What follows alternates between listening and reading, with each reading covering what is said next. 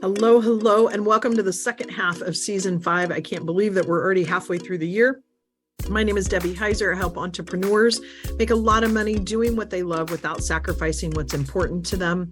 I feel an urgency to help people let go of past messaging so that they can lead a lit up life. And with that, I want to again welcome you. Thanks for listening. Enjoy the show. Straight from the corners of my mind is where I find my sanity. Hello, and welcome back to another episode of Lead Your Life with Debbie Heiser. I am Debbie Heiser. I help entrepreneurs make a lot of money doing what they love to do without sacrificing what's important to them. I see way too many businesses and careers taking over people's lives versus them determining what they want their life to look like and then having the business and their career be a conduit to that. So with that, today, I want to talk a little bit about something I've talked about for years. And I actually did a podcast probably 3 or 4 years ago. We're on our 5th season. I can't believe that. And that's this idea of work-life balance. Excuse me. And when you think about balance, it says everything's even. Everything is the same. And on a little tangent here, a lot of times you hear you have to treat people fairly when you are a leader. And a long time ago, about 10, 15, I don't know how many years ago, there were 2 gentlemen that did a poll with Gallup that talked about this idea of fairness, and it's called First Break All the Rules. They're also the ones that created Strength Finders. And it's about fair doesn't mean treating everybody exactly the same. Fair means that if I give a learning opportunity to one member of my team, I need to be fair and give a learning opportunity to another, but they're not going to be the same learning opportunities because A, they may do different things, and B, they are at different levels of their professional and personal development journey. So kind of on, and that's another podcast I need to do, but kind of on that same thought process, I think for me, I found I set myself up for failure because I kept looking for this balance. I kept hearing, oh, we need work-life balance. And that gave me the impression too, that it was very compartmentalized, that I had my work over here in one spot and I had my life in the other spot. Well, frankly, my work is part of my life and my life is part of my work, right? Like it just doesn't make sense to me because my life includes my work, it includes my relationships, it includes how I give back to my community, it includes my physical health, it includes my mental health, and all of those things in between. And so when I think about this idea of work-life balance, I like to say more so around having a life that is in harmony. To me, that's a bigger concept because I understand what my values are. I understand what I'm available for and what I'm not available for, which some people like to coin boundaries, but I understand that. Is it a work in progress? Absolutely. Do I have it all figured out? No. But I'm a work in progress when it comes to that. And so it's really about, is what I'm doing and who I'm being in harmony with who I am. And so it's doing some work. And I've said to numerous people, the 2.5 years I spent at Gonzaga in the organizational leadership master's program was 2.5 years of self-development, unlike any I've ever had before.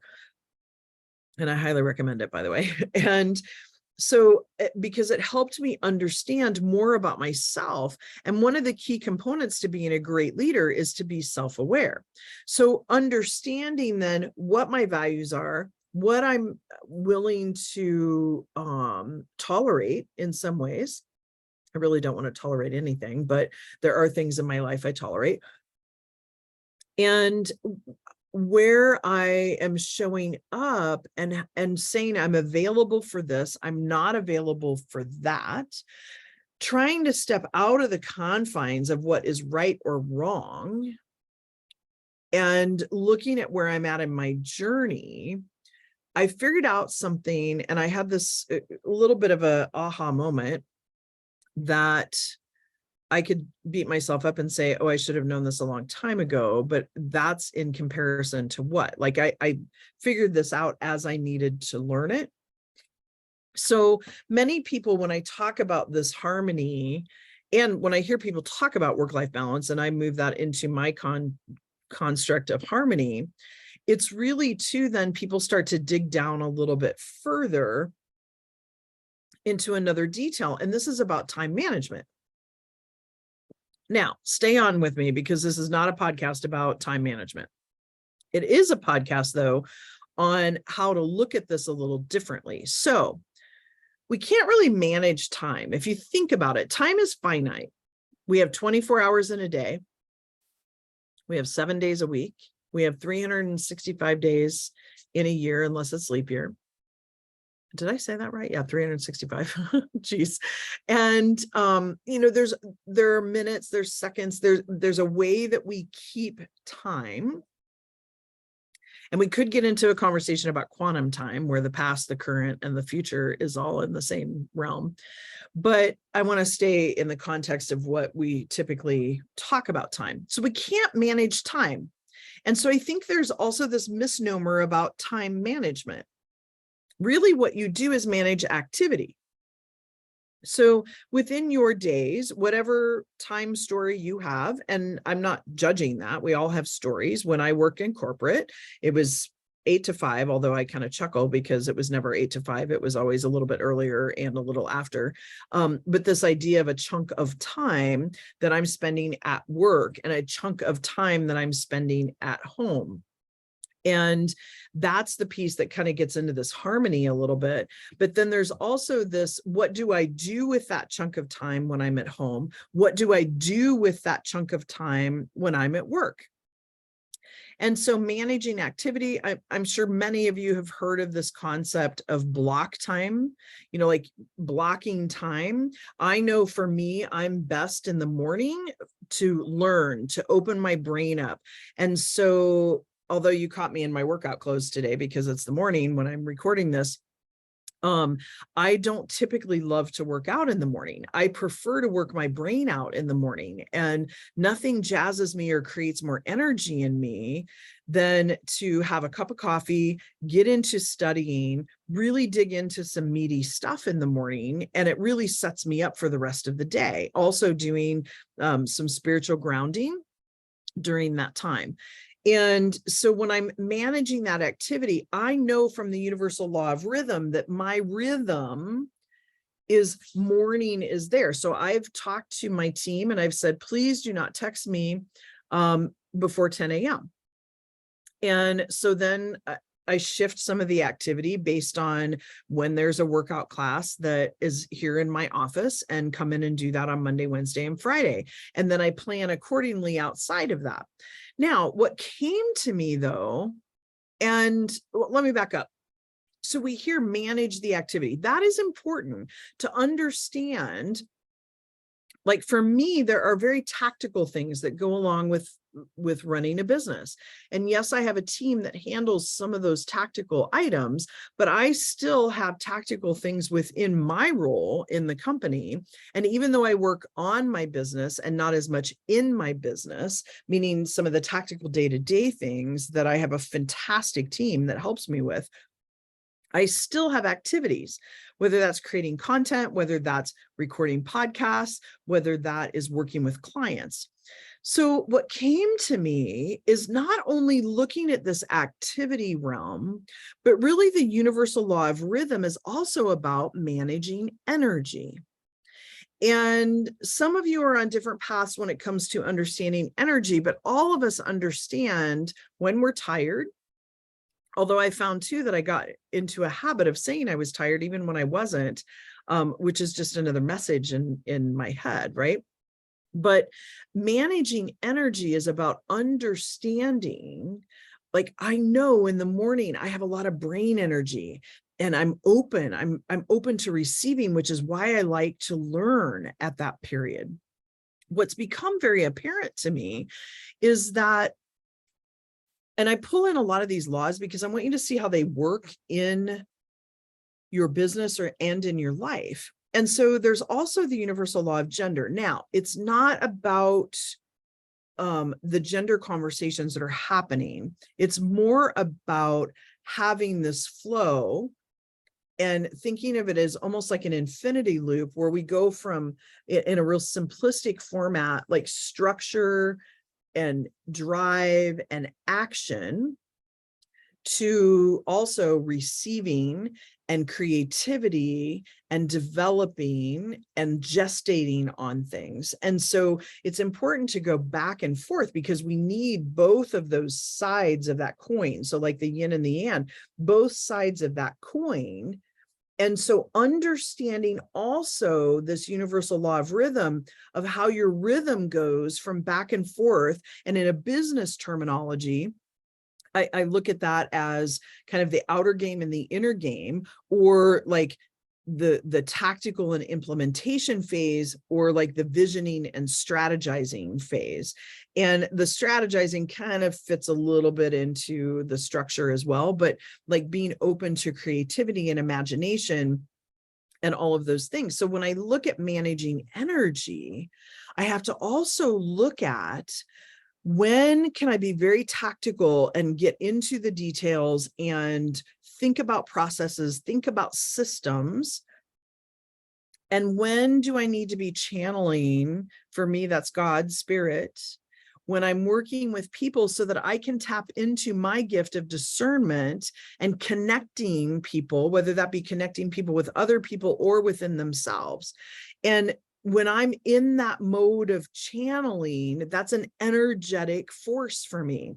And so when I am channeling, and I don't want people to think, don't get too woo-woo on me here, but like literally I'm getting downloads from God. And so as I'm working with people and asking them questions to help them self-discover, and if I see my phone go off, which is why I use the do not disturb a lot, it squirrels me out, and it pops me out of this ability to be really open and really listening to where I'm going. And so one of the things that I'm getting ready to implement, actually, and by the time you hear this podcast, it will have been implemented, is really looking at my calendar then, and not only blocking off times like to do email and to do content creation and work with clients and record podcasts and all of these things, and connecting with people and networking and having clarity calls with people to talk about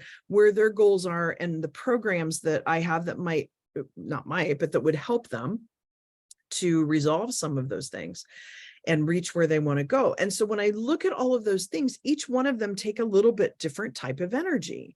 And so if I'm needing to channel and really stay in that openness, that one side of the yin and yang of really being open, really trying to show up in I try to show up in love all the time, but show up in this real loving, open atmosphere to then help provide questions and help people uncover where they're going, I can't be interrupted with tactical items. So if people are texting me or emailing me and it pops up on my computer, like I try to turn off all of my notifications.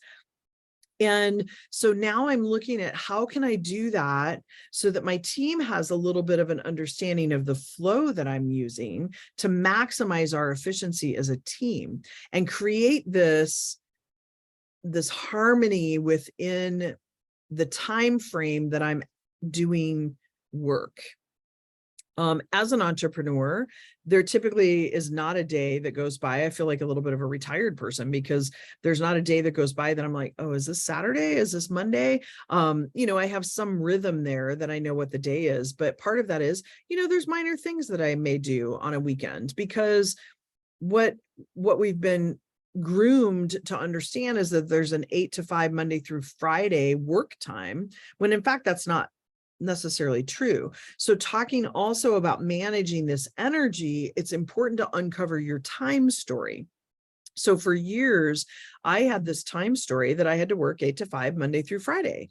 And it took me a few years of being on my own to understand that I could go ski Monday, Wednesday, and Friday in the mornings and come into work at noon or 12:30 and get just as much done.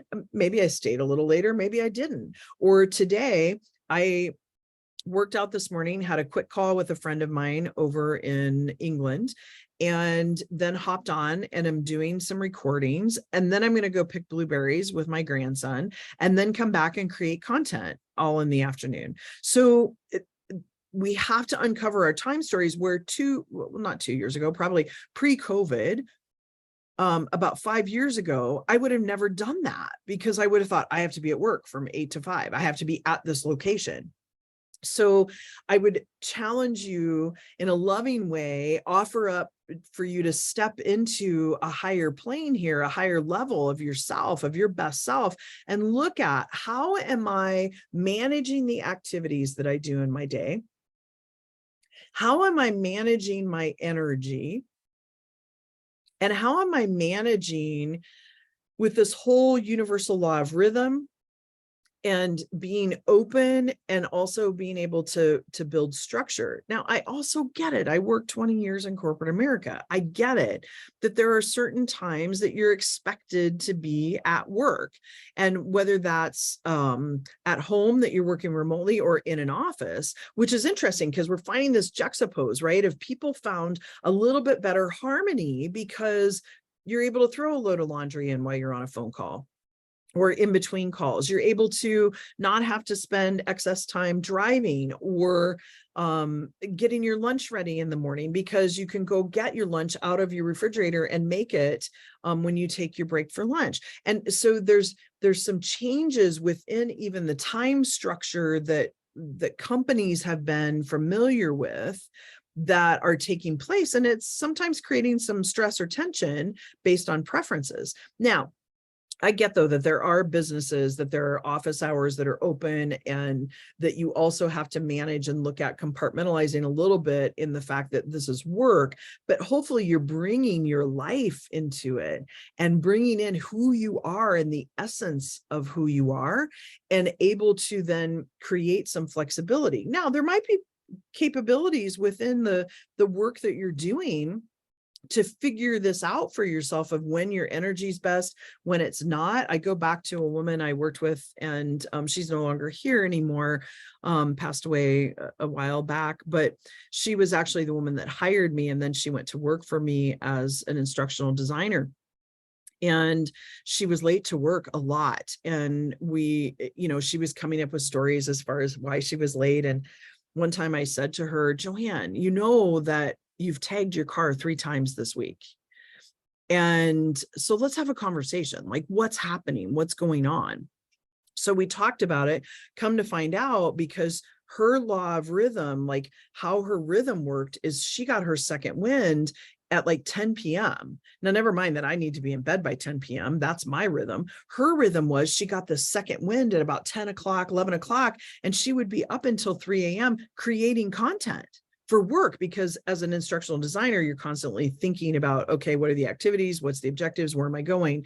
And so she would be up at home doing work and then not go to bed until about 3 o'clock. So when the alarm went off for her to be at work by 8 a.m., she was struggling getting up and getting to work on time. So we had the conversation, we figured out a different work schedule for her.